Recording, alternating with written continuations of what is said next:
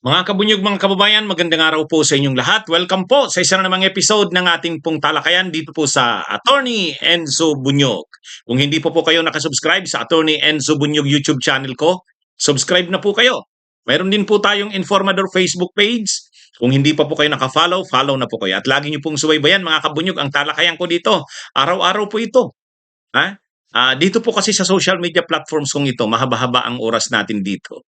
Hindi tulad dun sa iba, medyo maiksi ang talakayan natin. At saka hindi lang po isang topic ang kino-cover ko dito. Ha? Maraming topics tayong dinidiscuss dito kaya lagi nyo na pong aabangan ito. Oh, mga kabunyog, ito talagang si Amy Marcos, talagang matindi ito sa kapatid niya, ano? Wala nang pagkilala sa dugo. Ha? Sa dugo niya, tinitira niya. Kapatid niya, dati naman niyang dati niya namang ginagawa na 'yan. Pero malala itong nangyari.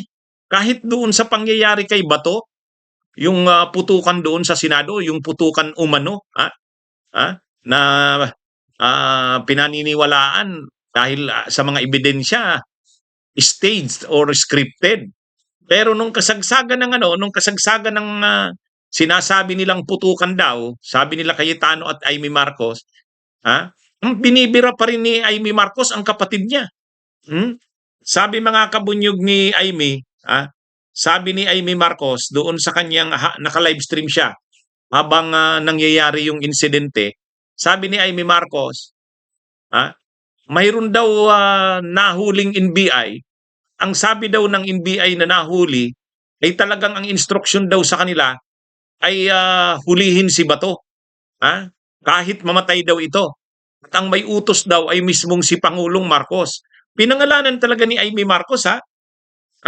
Talagang ang gustong idiin ni Amy Marcos ang kapatid niya mismo, Pinapalabas niya na ang nangyari umanong paglusob sa Senado kahit hindi naman totoong linusob talaga, pinapalabas niya order 'yon ng Pangulong Marcos na kapatid niya, at siya mismo ang nagsasabi niyan na yung daw mga nangyayari na 'yon ayon daw sa kanilang nalalaman ay utos daw mismo ng Pangulo na lusubin ang Senado, aristuhin si Bato, at kung ano man ang mangyari kahit mamatay ito, isagawa daw yung operation. Yan ang sinasabi ni Amy habang nag-live siya nung nakaraang araw nung nangyari ang insidente. Matindi. Bakit samantalang yung iba sinasabi nila na parang si Matibag lang daw ang may desisyon. Hindi daw alam ng Pangulo kasi ang Pangulo na daw mismo ang nagsabi na wala siyang order na lusubin ang Senado. Yung iba ganun ang sinasabi. Pero si Amy Marcos, iba. Yung kapatid niya ang dinidiin. Matindi talaga itong si Amy Marcos. Talagang gusto ng idiin ang kapatid niya. Kahit wala namang kahit dumidistansya nga yung kapatid niya sa nangyari na yon sa Senado. Pero itong si Amy Marcos, siya ang mismo ang dumidiin sa kapatid niya. Binabanggit niya na yung insidente daw na yon, ang may order daw noon mismong ang Pangulo.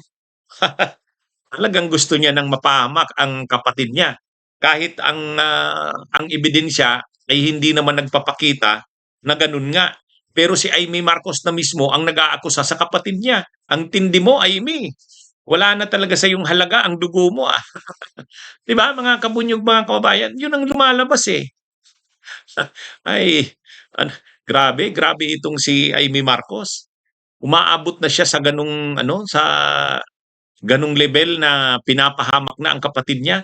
Kahit nga yung ibang mga tao, kahit si Cayetano, dinidistansya si Pangulong Marcos. Sabi ni mukhang lang 'to, si Matibag lang ang may alam nito, hindi alam kahit ng Pangulo. Malamang nagsisinungaling si Matibag sa Pangulo, hindi alam ng Pangulo ang nangyayaring ito. Ibig sabihin, sila Cayetano at ang iba pa, dinidistansya ang Pangulo. Hindi dinadawit sa insidente. Pero si Amy Marcos, dinadawi talaga mismo ang kapatid niya na Pangulo ng Pilipinas. Ang tindi. Napansin niyo ba yon, mga kabunyog? Ganun. Ganun yung nangyari doon. Matindi itong si Amy Marcos. Talagang ewan ko, talagang plano na yata nitong Kahit yung kapatid pinapahamak na, siya na mismo ang nagbabanggit ng tungkol sa kapatid niya. Hindi pa ibang tao ha, siya mismo na isang Marcos. Mukhang kaya yung iba nagdududa, hindi yan attorney Marcos. Ay grabe. Grabe itong si ay. Saka nung incident na yun, nagdadrama pa siya. Sabi niya, ano ba naman to? Pinapasok na kami dito. Ano nang gagawin sa amin? Aarestuhin na ba kami? O nakapasok na daw dito. Ha? Utos daw mismo ito ng Pangulo. O, di ba? Ganun yung pagkakasabi niya. Unang-una, wala namang nakapasok sa Senado. Eh. Hindi naman talaga pinasok. Gawa-gawa lang yung kanilang naratibo na pinasok ang Senado. Hindi naman eh. At ang malala pa dyan, ini-exaggerate niya na yung kwento nito ni Amy Marcos, sinisisi pa, dinadawit pa ang pangalan ng kapatid niya. Yun ang bigat. Yun ang malala. Kumbaga, wala namang ebidensya na utos nga ng Pangulo kung mayroon mang paglusob sa Senado. Unang-una nga, wala namang paglusob. Pangalawa, wala nang paglusob, dinidiin niya pa ang Pangulo. At kapatid pa mismo ng Pangulo ang nagdidiin na wala namang ebidensya. Samantalang yung iba nga, dinidistansya ang Pangulo ng Pilipinas, hindi naman daw alam yung pangyayari na yun. Ay, grabe. Talagang sa kagustuhan niya na masira ang administrasyong Marcos, talagang tudong-tudo na ang pagkampi niya sa pamilya ng Duterte, lalo na kay Sara. Kaya lang, si ano na naman, pinapahamak niya naman ang kanyang kapatid na Pangulo ng Pilipinas. Kaya sigurado nakarating na ito uli kay Pangulong Marcos. Kung dati nagsabi na siya na disappointed siya sa kapatid niya, dito lalong madi-disappoint yun. Anyway, and yet may gana pa si Amy May gana pa si Amy na humiling na sibakin daw si Matibag. Sumulat siya sa Pangulo. Matapos niyang tirahin ang Pangulo, birahin ang Pangulo ng Pilipinas na kapatid niya. May gana pa siyang sumulat dito para humingi ng pabor. Ang tindi talaga ang kapal talaga ng mukha ni Amy Marcos. Ha? Ang kapal ng mukha ni. Ang tindi naman ito ni Amy Marcos. Ha? Mga kabunyog, si Amy sumulat sa Pangulo ng Pilipinas, sa kapatid niya, kay Ferdinand Bongbong Marcos Jr. Ang sulat ni Amy, hinihiling niya na si Matibag at ang dalawa pa yatang officials ng NBI ay anuhin muna nito. Isuspindi muna, alisin muna daw sa pwesto habang nag-iimbestiga pa. Ha? Formal yung sulat ni Amy Marcos, pinadala sa kapatid niya. Hinihiling niya na habang iniimbestigahan pa ang insidente, yung nangyari sa Senado, ay sibakin muna. Ialisin muna sa pwesto si Matibag. Talagang pinag-iinitan ni Amy Marcos si Matibag. Mainit ang dugo niya kay Matibag. Actually, sila nila lahat na halos ng mga senador ng mayorya galit kay Matibag. Kasi hindi nila napapasunod eh. Kaya lang, ito namang si Amy Marcos, ang kapal ng mukha. Binibira yung kapatid niya, dinidiin yung kapatid niya doon sa insidente sa Senado, kahit hindi naman totoo yung insidente, gawa-gawa. Ang problema, tinuturo niya na yung pangyayari daw na yon, nanlusob daw ang Senado, utos daw mismo ng Pangulo. Ayon kay Amy Marcos. Tapos ngayon, may gana pa siyang sumulat sa Pangulo para hilingin na imbestigahan, isuspindi muna, tanggalin muna sa pwesto si Director Matibag ng NBI at dalawa pang opisyal ng NBI. Patapos mo atkin ang kapatid mo, ang Pangulo ng Pilipinas, susulat ka dito para hilingin na, ay ang tindi naman, inaasahan mo, pagbibigyan ka ng Pangulo sa hiling mo. Binira mo siya, sa halip na ipagtanggol mo dahil kapatid mo. Mabuti pa nga yung ibang mga senador, pinagtatanggol yung Pangulo na hindi naman daw involved sa ganong insidente. Pero yun na nga, pinag-iinitan ni Amy Marcos si Director Matibag at saka yung ilan pang opisyal ng NBI. Kahit sinabi na, at saka kahit na makikita naman na sa ebidensya na hindi naman talaga nilusob ng NBI ang Senado at hindi naman talaga nakapasok. And yet, pinapanawagan talaga nila nila Cayetano at saka ni Amy Marcos, sibakin daw si Matibag. Ha? Eh nagsabi na ang DOJ. Sabi ni DOJ Secretary Frederick Vida, hindi nila sisibakin si Matibag, wala silang nakikitang dahilan. Bakit naman daw sisibakan ito? Ha? Kumbaga sa mga ginawa ni Director Matibag, hindi naman yun hindi naman aabot sa puntong kailangan mo itong sibakin. Ginawa niya lang naman ang trabaho niya. At saka, yung pagpasok doon sa GSIS, request ng GSIS mismo na i-secure yung kanilang ah, yung building nila at yung paligid ng GSIS. Request mismo yon. May formal na sulat galing kay GSIS General Manager Vic Veloso, sumulat sa NBI. At inamin din mismo ni Secretary Frederick Vida ng DOJ na nagpaalam sa kanya si NBI Director Matibag. So bakit sisibakin? Bakit sisibakin? Ha? Kaya ito sabi ni Director Matibag kay Amy Marcos, bago daw siya makialam sa bakuran ng iba, bakuran niya daw muna ang ayusin. Talagang rin hindi. Talaga lang mainit ang dugo nila kay Matibag kasi hindi nila ito ay matibay ito, prinsipyado ito. Saka kung tama, tama. Kung mali, ibang klase din itong si Matibag eh. Hindi talaga matibag-tibag. Kaya pinagtutulungan na ngayon ng mga senador, nila Cayetano, nila Pia Cayetano, ni Alan Peter, ni Loren Legarda, ni Amy Marcos. O, pinagtutulungan nila na sibakin daw si o kaya tanggalin muna ni PBBM. Eh, hindi nga tatanggalin niya ni PBBM dahil ginawa niya lang naman yung trabaho niya. Ni Matibag, mahirap nga yung trabaho ng NBI director eh. O, pero siya, ginagawa niya yung trabaho niya tapos aalisin mo. Ha? Mabuti nga naninindigan siya sa tama. Itong si Matibag tungkol dun sa pag-aresto kay Bato. Siya na nga lang, si Director Matibag, ang matibay na katulong ni Trillanes na maaresto si Bato.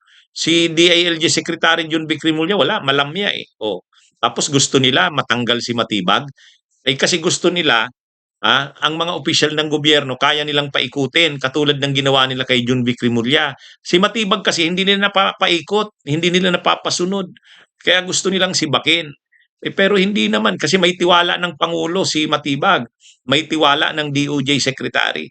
At si Matibag din, hindi rin natatakot sa kanila. Kaya problemado ang mga DDS kay Matibag eh. Hindi nila matibag-tibag, sila pa nga ang tinitibag. Si Amy Marcos, may mga formal letter pa sa Pangulo. Hinihiling na sibakin si Matibag. Paano naman siya pagbibigyan ng Pangulo? Binibira niya ang Pangulo, si Matibag pa nga ang nagtatanggol sa Pangulo eh.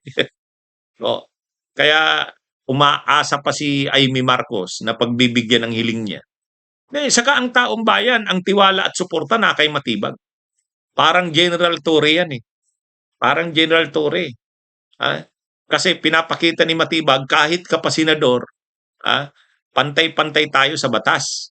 Pag may paglabag ka sa batas, lalo pat na mayor na krimen yan, aarestuhin ka. Yan si Matibag. At yan yung hinahanap ng taong bayan. Yan naman yung hinahanap ng taong bayan. Yung director ng NBI na walang sinasanto. Kahit ka pa senador, no man is above the law. Yun. Yun ang yun ang hinahanap ng taong bayan na karakter ng isang opisyal.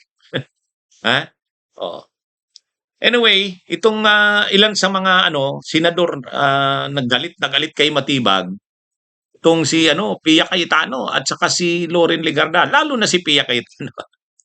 Matindi mga kabunyog. Galit na galit yung galit na galit si Pia Cayetano saka si Loren Legarda. Kasi nung gabi daw na nangyayari yung insidente, tumatawag sila kay Matibag.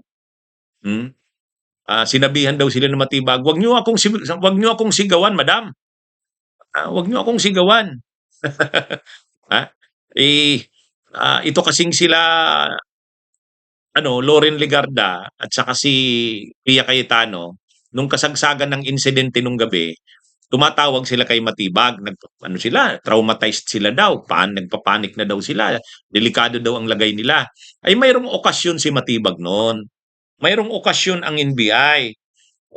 Mukhang na tinataasan ang boses nila Loren Legarda at Pia Cayetano. Kasi siyempre, senadora sila eh. Si Matibag naman, kahit naman kayo senadora, hindi na naman kayo ano eh. Kumbaga, pag mali naman kayo, papalagang kayo ni Matibag. ha? Eh, mukhang nagtaas ng boses itong sila Pia Cayetano. Kasi ini-instruksyonan nila si Matibag kung anong gagawin, anong dapat gawin. Hindi naman susunod yan basta si Matibag. Sino naman sila para magsabi kung anong dapat gawin? o, kaya ano ito mga kabunyog, nung tinataasan ng boses yata si Matibag, sinagot ni Matibag, "Huwag niyo akong taasan ng boses, madam." Nagalit sila Pia Cayetano. Kasi bakit daw sinabihan sila ng ganun? Senadora sila eh. Masyado naman kasi silang madrama eh. Sa totoo lang, masyado silang madrama. Nakikita naman naka-live stream. Nakikita naman na hindi naman delikado ang lagay nila. Nagtaano pa nga sila eh. Magkakasama sila. Pinatay lang nilang ilaw eh. Madrama eh. And yet, gusto nila parang magresponde ang lahat ng ahensya ng gobyerno. Pati NBI. Bakit sila sa NBI lumapit? Yun na munang kala ko ba wala silang tiwala kay Matibag? Ang gusto lang nilang siraan talaga si Matibag eh. Si Matibag naman, hindi naman nila basta-basta mapapasunod sa gusto nila. Ang gusto kasi nila Pia Cayetano at ni Loren Legarda, pumunta kaagad doon si Matibag, magresponde. Sinabi na ni Matibag na wala siyang mga tao na pumasok sa NBI ay sa Senado. Sinabi niya na ayaw maniwala ng mga Kaya si Matibag nagtaas yun ng boses kasi bakit ang kukulit nila Pia Cayetano at Loren Legarda na pinasok na ang Senado at delikado na ang lagay nila? Sinabi na ni Matibag wala siyang tauhan na papasok ng Senado at wala siyang ganong order. Kaya relax si Matibag eh. Kaya ayaw ni Matibag patulan yung dalawang senadora kasi magsasayang ng sinabi niya na wala. Wala naman siyang order na pasukin ang Senado. So bakit magsasabi yung dalawang na may mga NBI na? Ang problema kasi sa kanila, drama nila na pinasok ng NBI kahit hindi naman totoo na pinasok. Hindi naman talaga pinasok eh. Lalo na ngayon na lumabas na yung mga CCTV footages. Kaya lang dahil gusto nilang palabasin na pinasok, nagdadrama sila, naka-live stream sila eh. Naka-live sila. Tinawagan nila si Matibag. Si Matibag naman, hindi naman sa kanila maniniwala kasi alam nga ni Matibag na wala namang papasok na NBI sa loob ng Senado. Nung tinaasan nila ng boses si Matibag, nagalit na, nagtaas na rin si Matibag ng boses. Sabi ni Matibag, "Huwag niyo akong sigawan, madam." Kaya galit na galit sila Pia Cayetano at si Loren. Kasi senadora sila, kala nila, ang gusto nila, sila, para silang kung anong sabihin nila, sundin mo. Hindi naman ganun yun. Saka unang-una kasi ba't sila gagawa ng gawa-gawang scripted na pangyayari? Tapos nung hindi sinusunod ang gusto nilang mangyari kasi walang naniniwala, magagalit sila. Yun ang problema sa kanila. Yun ang problema sa kanila, sa totoo lang. Kitang-kita sa mga live stream, naka-live stream, kahit ang media kitang-kita, hindi naman, syempre nakikita ni Director Matibag, relax naman ang mga media. Parang ang shooting sa pelikula eh. Si Robin Padilla na ganun pa. Bakit naman siya pupunta doon para sundin ang sinasabi ni Loren Legarda at Pia Cayetano? Nagsasabi si Pia Cayetano at Loren Legarda, delikado ang buhay nila.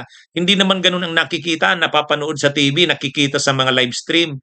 And yet gusto nila, yan yung problema dito sa mga senador na to eh. Masyadong madrama. Pinatay pa yung ilaw. Tapos nag-live pa sila sabay-sabay. Sabay-sabay silang nag-live. Delikado na daw ang buhay nila. Takot na daw sila. Iba naman ang nakikita ng taong bayan eh. Hindi naman sila natatakot. Yung media nga, hindi naman takot. At saka wala talagang nakikita na linusob ang Senado eh. Yung pumasok ng mga military, mga Marines, ni-request yun ng mga ni Usaa Aplaska na i-reinforce ang security nila. Yung pulis na pumasok, ganun din, reinforcement ng security nila sa loob. Overkill nga eh. Oh, tapos wala naman talagang pumasok na NBI. Oh, and yet gusto nitong nila Pia Cayetano at ni Loren Legarda kaagad-agad magresponde sa Matibag. Ay may okasyon ang NBI. Ayaw ni Matibag na pumunta doon. Kasi unang-una, alam niya naman wala naman talagang pumasok na NBI sa Senado. Pangalawa, nakikita niya sa live stream, sa TV, wala. Hindi naman, o bakit niya susundin ang dalawang senadurang yan? O ngayon, hindi nasunod yung gusto ng dalawa, nagalit. Ha? Hindi ano, hindi sila sinunod ni Matibag. Nagalit yung dalawa kasi akala nila, feeling nila dahil mga senadora sila, feeling entitled sila, susundin ano man ang gusto nila. Ayaw naman ni Matibag basta-basta susunod sa kanya. Ha? May okasyon ang NBI, iiwan mo dahil lang sa drama nila? Oh, hindi. Sabi, hindi sumunod si Matibag. Oh, kaya galit sila Loren at saka si Pia. Actually, kahit tapos na yung insidente, nagla-live stream pa rin ngayon si Pia Cayetano. Sinisiraan niya pa rin si Matibag. Galit talaga. Kaya ngayon, nananawagan pa rin talaga sila na sibukin daw si Matibag. Ang problema, ang taong bayan, gusto si Matibag eh. Silang mga senador ang napapahiya sa taong bayan kasi walang naniniwala sa drama nila. Okay, mga kabunyog mga kabayan, magandang araw sa inyo lahat.